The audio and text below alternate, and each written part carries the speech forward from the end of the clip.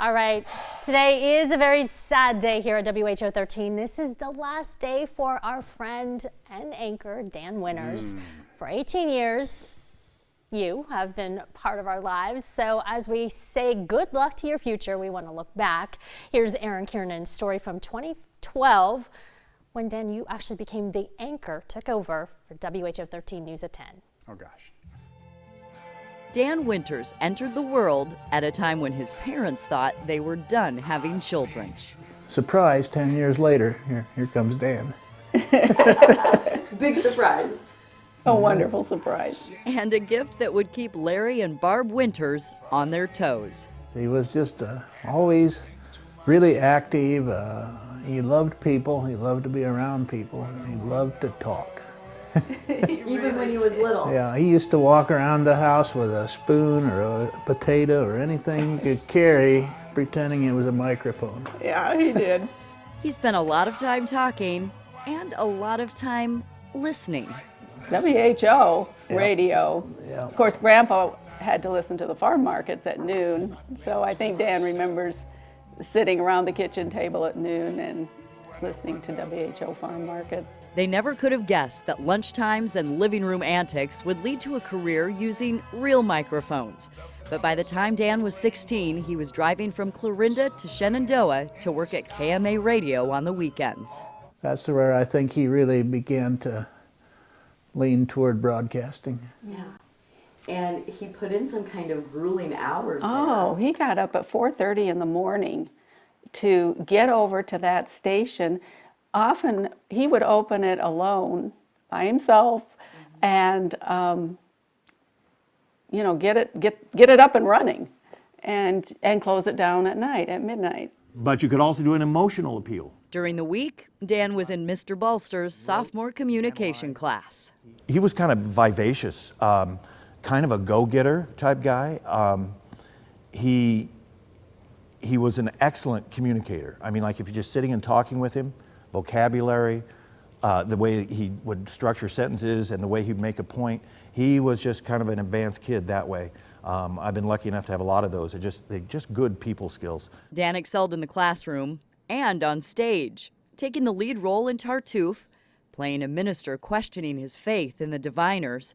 His first appearance was in Arsenic and Old Lace. A real old standard comedy that's just pure Americana.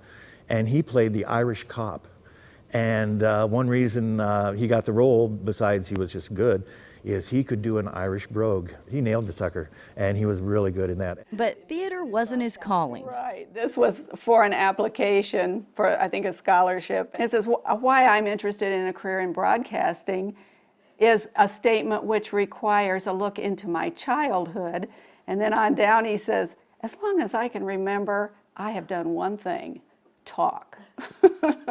Said I would spend countless hours playing with my voice. I was fascinated by it. How I could mime or mimic the people I saw on TV amazed me. All it did was annoy my family until about 2 years ago.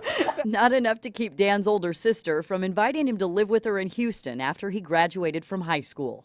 One day, driving down the freeway, fiddling with the radio, he heard this station. He says, I want to work there. And on his own, he drove down there up to the 31st or 33rd floor of this huge building in Houston and walked in, introduced himself, and said, I want to work here. And they hired him. He was kind of fearless, really. I would never have had the courage to do something like that. He applied the same courage and drive at Iowa State, and by the time Dan was a senior there, he was also a part-time reporter at KCCI.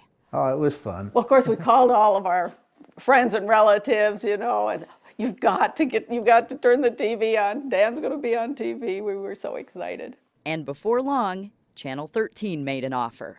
Wow, he tested my boundaries. I mean, he really pushed, and he still does. I mean, he still pushes everyone. Photojournalist Jeff Felton has won an Emmy and numerous other awards with Dan and says this reporter always gives 110%. And you see him talking, you're doing the interviews, and you see how emotionally invested he becomes in the story. It's not just to make a good story and to tell a good story. He actually cares, and he cares about the people. And he does that with every story. It's every story he does. He really, really cares. And it rubs off on you. He can be serious, Gonna rock the 10 o'clock news. but Dan is also hilarious, and he can mimic anyone. Oh my God, that's a little known fact. I don't think a lot, except for the people in the newsroom, I don't think a lot of people know how well he does impersonations.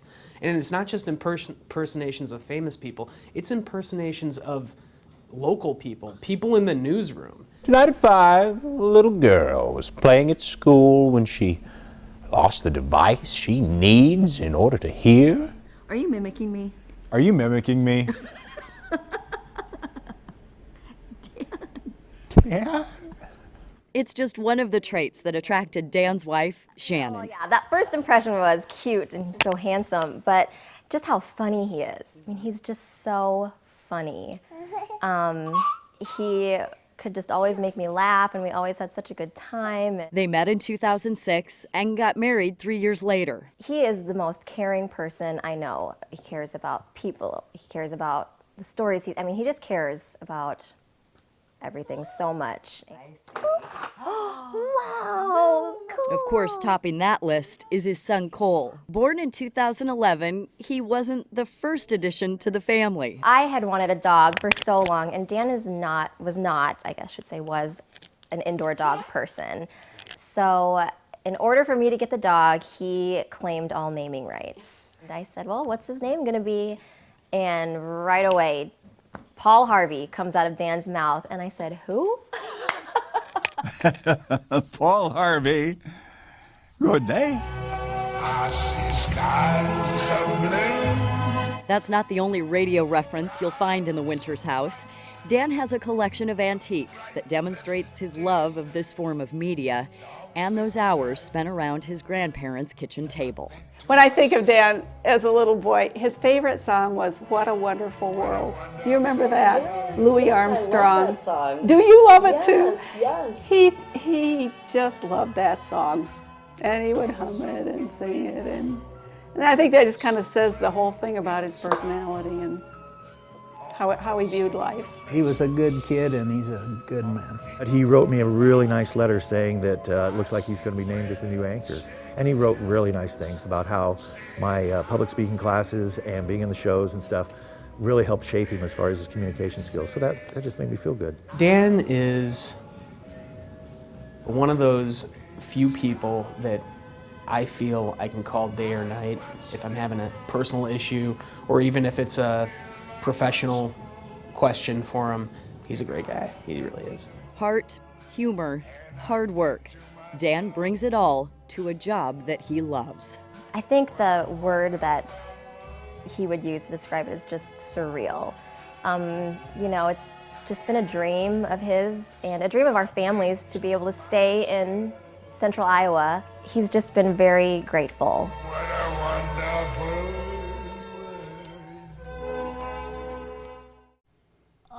Wow, right? What is happening? Eyes burning. I know. Oh my gosh.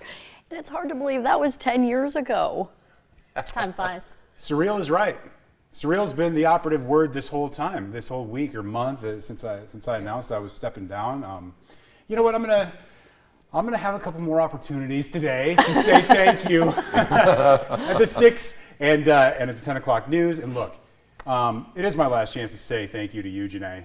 It's our last time together anchoring a newscast. We've done so many. For so long, you and I were utility players here, right? I like that phrase, yes. Pieces, Jacks of all trades. Yeah, and weekend mornings. I spent 8.5 years doing weekend mornings, and Janae was my last co-anchor on that shift. And to get to have it come full circle and do this show with you every day at 4 o'clock and with Ed and leading, yeah.